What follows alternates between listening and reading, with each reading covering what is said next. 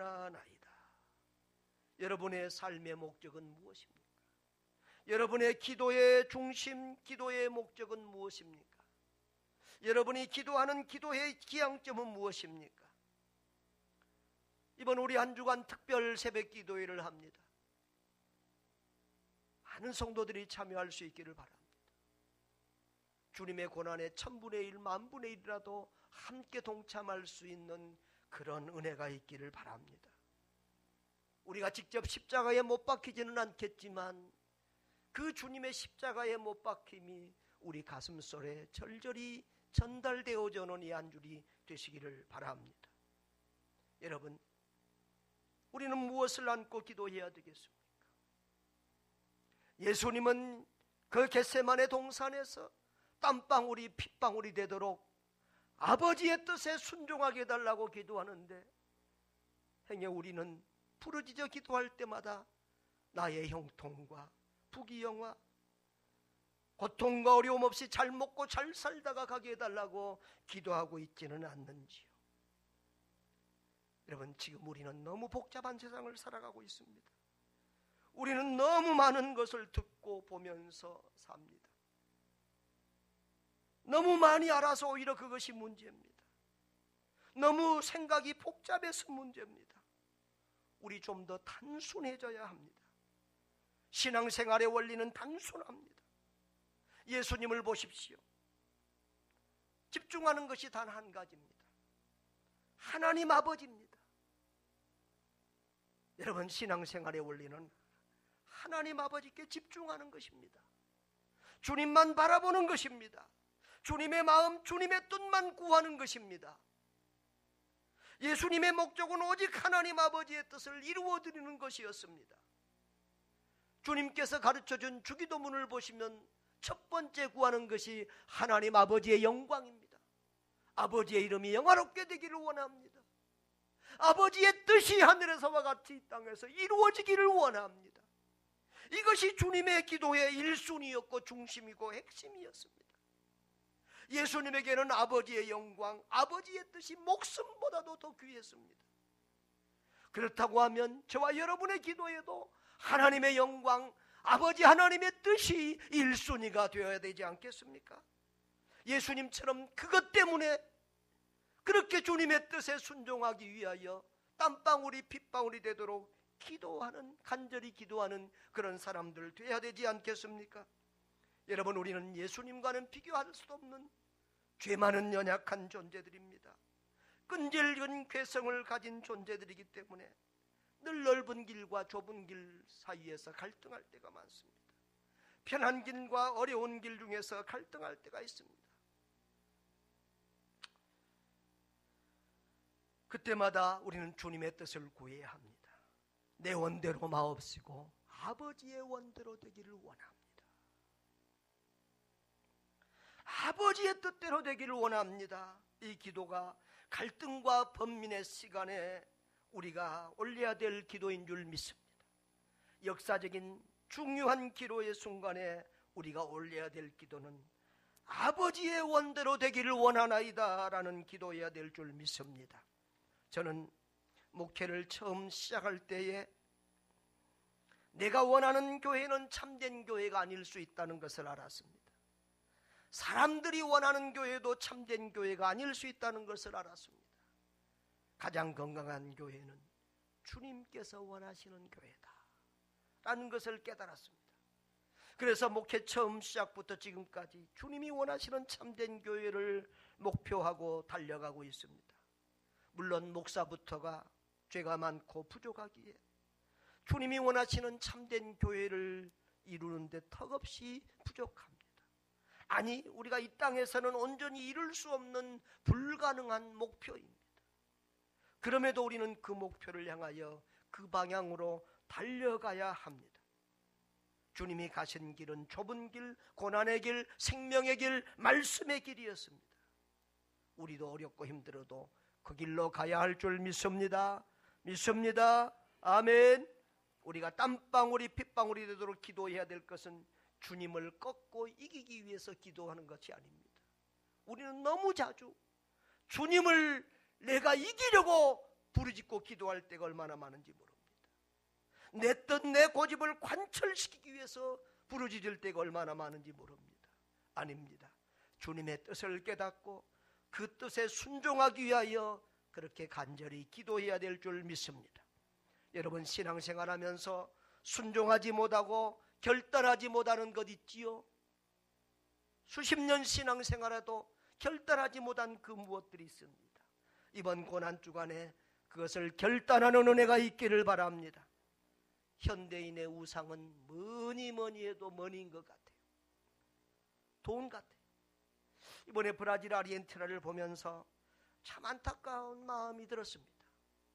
이렇게 자연환경이 좋고 땅덩어리가 넓고 부족함이 없는 나라가 이렇게 못 살 수가 있을까? 근데 첫 번째 이유는 지도자들이었습니다. 부패한 대통령들. 대통령이 되는 사람들마다 다 사리사욕을 지우고 돈을 착복하고 정치 지도자들이 다 그랬습니다. 그런데 생각해보면 그들은 이미 평생 먹고 살 수 있는 돈을 가진 사람들입니다. 더 그렇게 돈을 추구하지 않아도 될 사람들인데 왜 돈 앞에 깨끗할 수 없었을까? 그 욕심만 버리면 나라를 살리고 백성을 살리고 수많은 사람들을 행복하게 할 수 있을 텐데 하는 생각을 했습니다. 대한항공 조양호 한진그룹 회장이 돌아가셨습니다. 그런데 선친이신 조중훈 회장으로부터 네 아들이 유산을 물려받았습니다. 그런데 그 네 아들은 모두 살기에 부족함이 없는 재산을 물려받았습니다. 그런데도 더 가지기 위해서 형제끼리 고소하고 싸우고 갈등하면서 남보다도 못한 그런 사이로 지냈습니다. 결국 생전에 화해하지도 못하고 돌아가셨습니다. 여러분, 도대체 돈이 왜 그렇게 중요한 것입니까? 혈육의 정보다도 나라보다도 민족보다도 돈이 그렇게도 중요한 것입니까? 무엇 때문에 그렇게 더 많이 가져야 하는 것입니까? 부자라고 밥도 그릇 먹고 사는 것도 아닌데 그런 생각을 했습니다. 가장 중요한 이유는 우리 사람들이 사탄에게 속고 있다는 것입니다. 사탄은 돈의 분량만큼 우리가 행복하다고 우리를 속이고 유혹하고 있습니다. 여러분, 우리는 이렇게 물질 우상에 사로잡혀 살고 있습니다. 물질의 노예가 되어서 살고 있습니다. 여러분, 결코 행복은 물질의 많고 작음에 비례하지 않습니다. 물질과 가까워진다고 행복한 것이 아닙니다. 예수님과 가까워질수록, 예수님과 친밀해질수록 행복한 것인 줄 믿으시기를 바랍니다.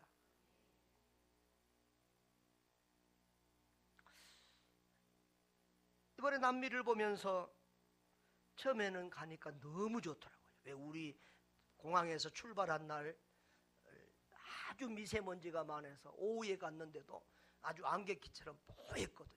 참 탈출하고 싶은 그런 기분이었는데 브라질에 도착하니까 화창한 막 가을 날씨, 너무 맑고 좀 이야 너무 좋았어요. 아르헨티나, 브라질은 집하고 길 빼놓고는 다 울창한 숲 같아요. 너무 좋은데요. 그런데 인간적인 마음으로는 와서 막 살고 싶을 정도로 좋아요. 네, 하나님께서 한국이 더 어렵다는 것을 제게 깨우쳐 주셨어요. 은퇴하고 브라질 와서 살까 그런 생각도 해서 아니다.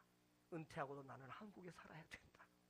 왜냐하면 브라질은 개척하면 부흥이 돼요. 한국 교회는 안 돼요. 이번 주에도 총돌이 있으면서 서류를 제가 그 농부가 돼야 또 비료도 받고 못하고 그러니까 그 서류 하는데 그렇게 어려워요. 이장댁에 가서 사인하는데 이장 어머니가 옛날에 우리 교회 다니신 분이라고 해서 할머니가 82 때는 할머니 계셔서 물어봐서 할머니 그때 교회 몇 명 모였어요? 서너 명 모였다는 거예요. 서너 명. 한국 교회가 어려워요. 그래서 나는 한국 교회를 살리는 일에 마지막까지 힘을 다해야 된다. 그런 생각을 했습니다. 근데 브라질이 그렇게 아르헨티나 좋아 보이는데 마지막에 올 때는 한국이 더 좋다 그런 마음이 자꾸 들게 하시더라고요. 여러분 우리나라는 안전하잖아요. 온 세계 하면 우리나라처럼 안전한 나라가 없어요. 그 브라질 아르헨티나들은 다 총이 있어요. 식당에도 철문 닫혀져 있어 손님이 벨 눌러야 문 열어준다는 거예요. 교회에도 철장문이 있어서 벨 눌러야 열어준 이럴 정도로 심각하다. 그리고 우리는 빠르잖아요. 편리하잖아요. 빨리. 세상에 이렇게 택배 문화가 잘 돼 있는 데는 배달의 민족이 어디가 있겠습니까? 음식은 또 얼마나 우리나라는 다양하게 잘 먹고 삽니까? 여러분들이 먹고 사는 수준이면 온 세상 나라의 대통령보다 여러분이 더 잘 먹고 삽니다. 아르헨티나를 갔는데 거의 소가 아주 세계에서 소가 질이 제일 좋다는데 끼마다 소를 주니까 이건 뭐 소고 나발이고 김치 좀 한번 먹어봤으면 좋겠다. 그 생각밖에 없다.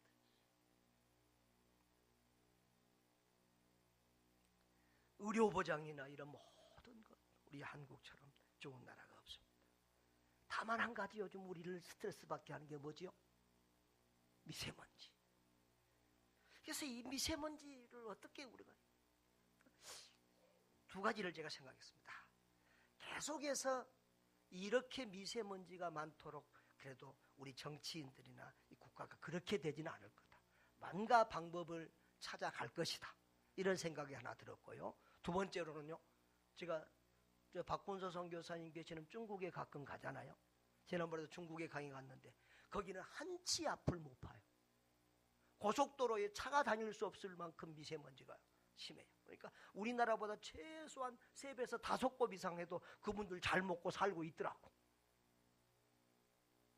그리고 또 조금 일찍 가면 뭐 천국에는 또 미세먼지가 없잖아요. 그러니까 그거 또 이렇게 좀 우리가 생각을 또 바꿀 필요가 있다. 그런 생각이 들고요. 근데 제가 한 가지 의문점. 왜 우리나라 사람들이 더 행복할 수 있는데 행복하지 못할까 그런 생각이 들었어요. 그 브라질에 사는 그 한인교회 장로님들하고 식사하면서 그랬어요. 야, 여기 이렇게 땅이 넓고 자연이 좋은데 우리 부지런한 한국 사람들을 갖다 몇만 명만 좀 풀어놓으면은 좀 많이 갖다 풀어놓으면 한 100만 명 갖다 풀어놓으면 이 나라 잘 살 것 같은데 그랬더니 그 장로님 하시는 말씀이 한국 사람들도 여기 와서 살면 여기 사람 됩니다. 여기 사람처럼 깨그러진다는 거예요.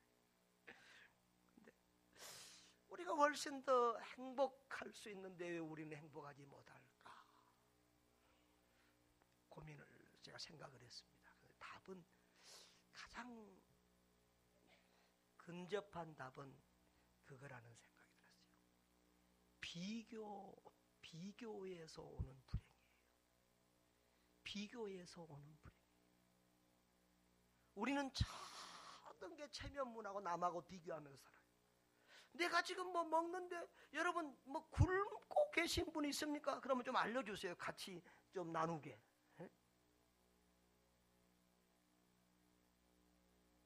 우리 성도들이 뭐 잘 사는 분 별로 없지만 그래도 그 정도면 우리 충분히 행복하게 살 수 있는 수준이거든요. 근데 왜 행복하지 못한가?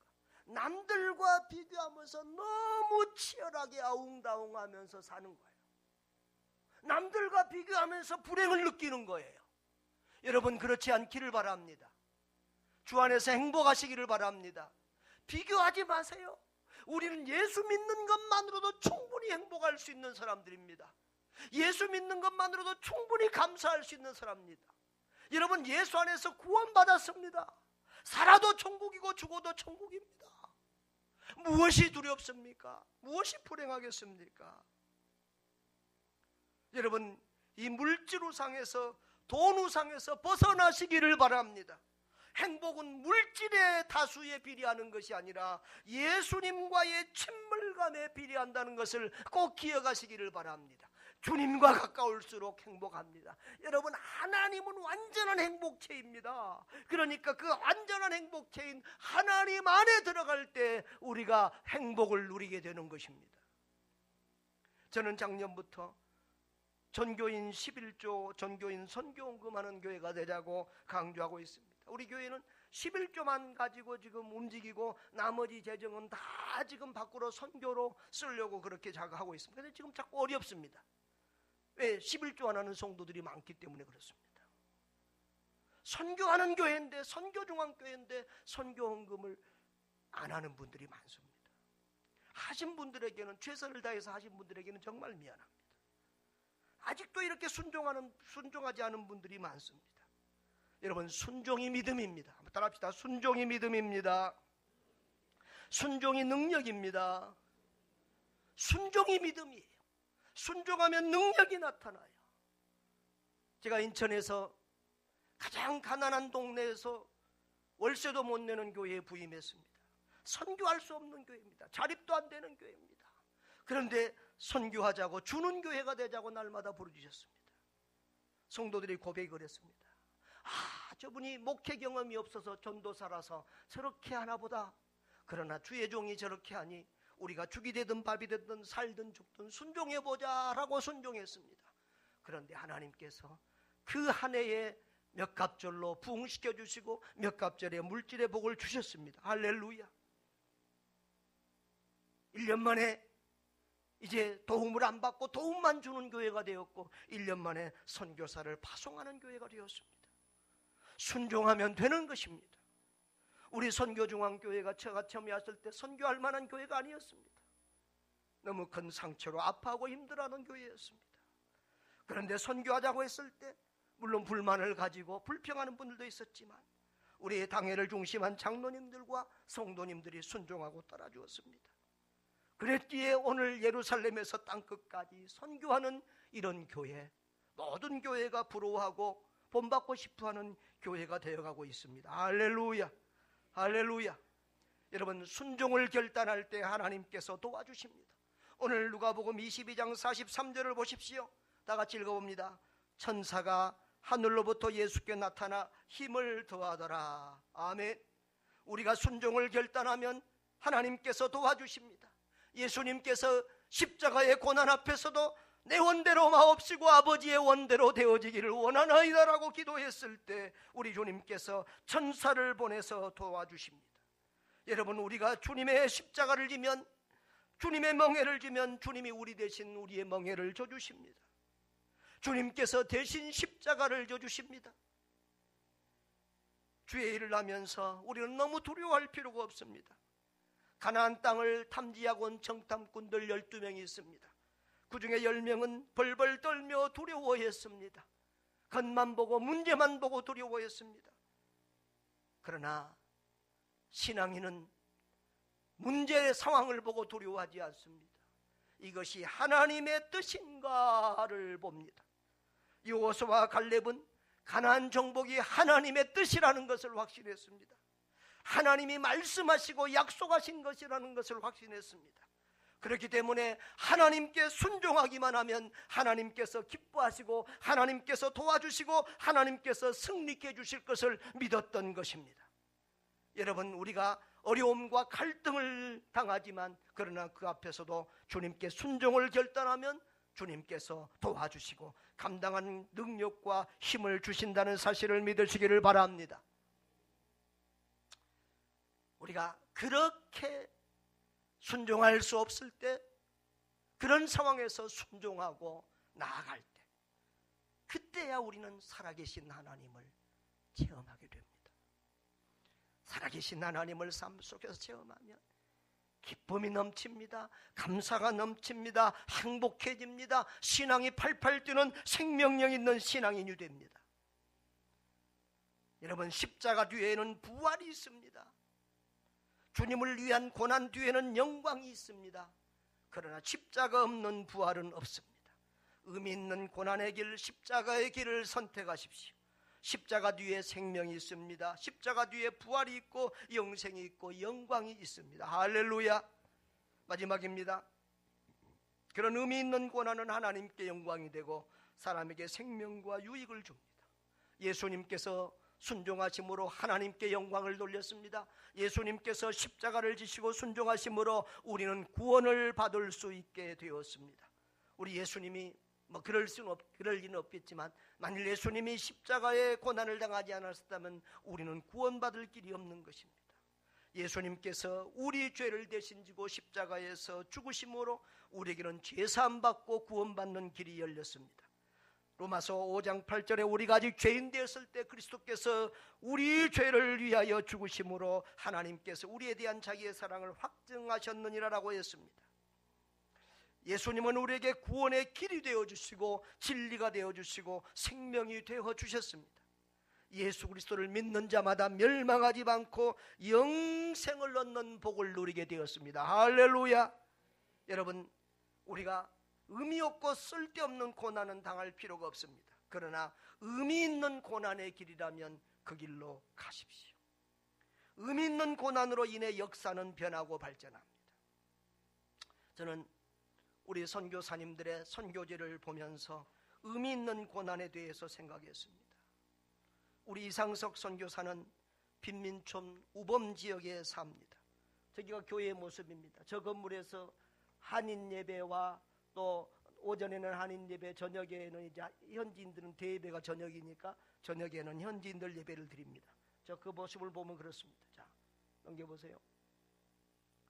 예, 우리 아이들이고요. 그리고 그 가난한 성도들이기 때문에 그 브라질이나 아르헨티나는 예배 후에 물 한 잔도 안 마시고 그냥 성도들이 갑니다. 근데 이 교회는 그 저녁인데 만찬을 해서 잘 먹입니다. 너무 가난한 애들이니까 그 수박이 흔한 나라에서 수박이 어떻게 생긴지도 모르는 애들이 많으니까 이렇게 먹이는 겁니다.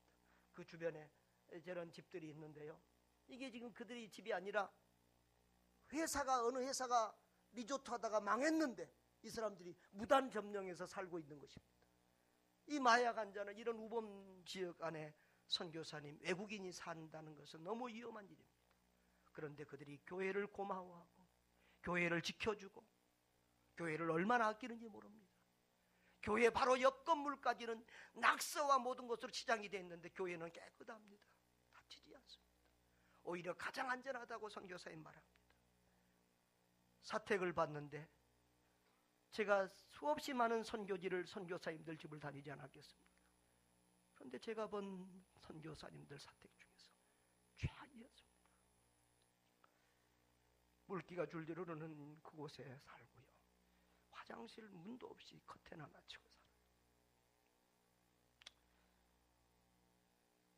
선교사님 자존심이 있어서 제가 사진도 찍는다는 말도 모르게 가서 찍었는데 여러분들에게 보여주기도 민망해요.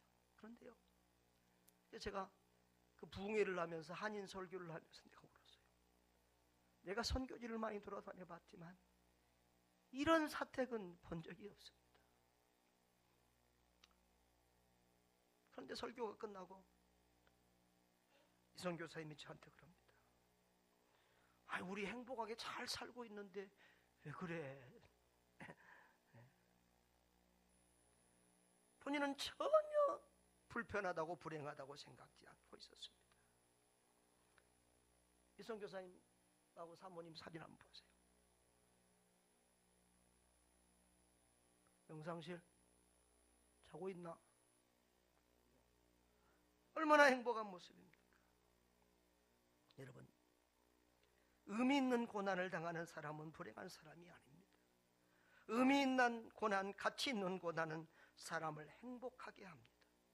고난이, 불편이 그리스도의 사람을 불행하게 할 수 없습니다. 예수 그리스도의 복음으로 사람을 구원하고 변화시키는 일은 우리가 누릴 수 있는 최고의 행복입니다. 그런 사람은 의미 없는 행복을 누리는 사람보다 몇 배나 더 행복한 사람이지요.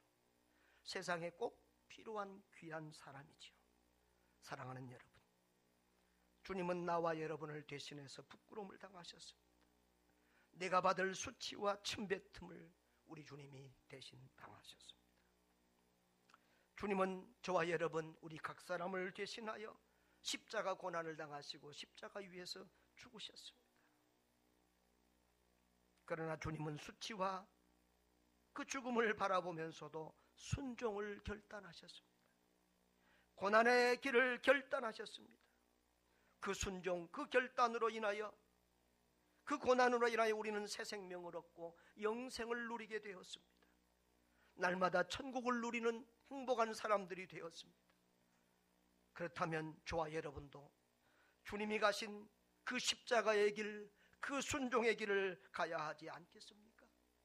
우리의 순종, 우리의 희생, 우리의 헌신을 통해서 누군가가 생명을 얻을 수 있다면 이게 얼마나 행복한 일입니까? 우리의 순종과 헌신을 통해서 누군가가 변화되고 행복해질 수 있다면 이는 정말 가치 있고 의미 있는 일이 아니겠습니까? 그런 예수님의 제자, 그런 행복을 누리는 성도들 되시기를 주의 이름으로 축복합니다. 우리 다 같이 주신 말씀 생각하시면서 내 뜻대로 되지 말게 하옵시고 아버지의 뜻대로 되기를 원합니다. 내가 아버지의 영광, 아버지의 뜻만을 추구하며 살아가는 사람 되기를 원합니다. 우리의 희생으로